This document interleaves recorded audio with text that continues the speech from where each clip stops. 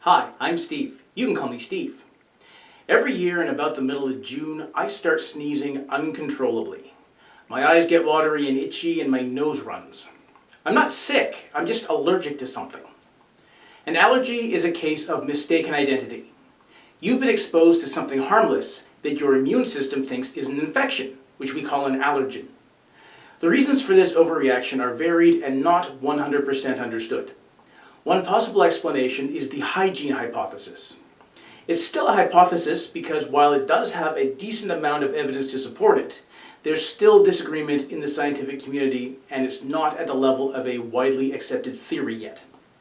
It states, more or less, that if you don't get exposed to a lot of bacteria and viruses when you're young, your immune system doesn't learn how to appropriately respond to infections and freaks out over trivial things like pollen.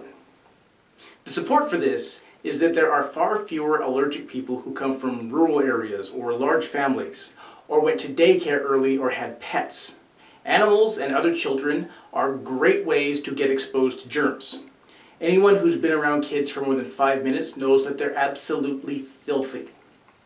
On the other hand, keeping your kids in a protected, sanitary ball is doing them no favors. Allergic diseases like hay fever or asthma are much higher in the industrialized world compared to the developing world. And a significant factor in that is the West's tendency to break out the Purell at the slightest provocation. There's also a correlation between asthma and cesarean birth. During natural childbirth, a baby is exposed to its mother's vaginal microbes while passing through the birth canal. That's normal and healthy, and I will refer you to my Bacteria Aren't Scary video to explain why it's important to have bacteria. A cesarean birth is a surgery, which means it's performed under very sterile conditions, so the kid just doesn't get that exposure. The hygiene hypothesis isn't perfect. There are some things it can't explain, like why getting the common cold can sometimes increase the risk of asthma. It's also not the only factor. Things like genetics or exposure to pollution can also play a role in how likely you are to develop allergies. Like all things involving people, it's an extremely complicated situation and requires a lot of study to understand. What is it about allergens that your body is reacting to? Usually it's proteins. Your body recognizes a real infectious germ by the proteins wrapped around it. Most food allergies involve things like milk, eggs, nuts, or seafood. Things high in protein. Your body sees something it doesn't recognize and throws a fit, marshalling all of its defenses to fight it off. The symptoms of hay fever, sneezing, itchy watery eyes, running nose, although not fever, oddly enough, are similar to the symptoms of a cold or flu, sneezing, itchy watery eyes, runny nose. That's your immune response. The symptoms that don't overlap, like a sore throat or coughing, are the ones the cold actually causes. Stinging animals and plants can also induce allergic reactions. Mosquito bites swell up and itch because you're allergic to the proteins in the mosquito's saliva that stop your blood clotting while she's feeding. Stinging nettles don't use proteins, but the small molecule they do use binds with proteins in your skin, which makes them look foreign to your body and causes the allergic reaction. In my case, I'm reacting to the proteins on pollen from some plant I haven't totally identified yet. But I think it's a type of grass because mowing the lawn is unbearable. Another immune response is for the affected tissue to become inflamed and swell up. And this is where allergies stop being a nuisance and become potentially fatal.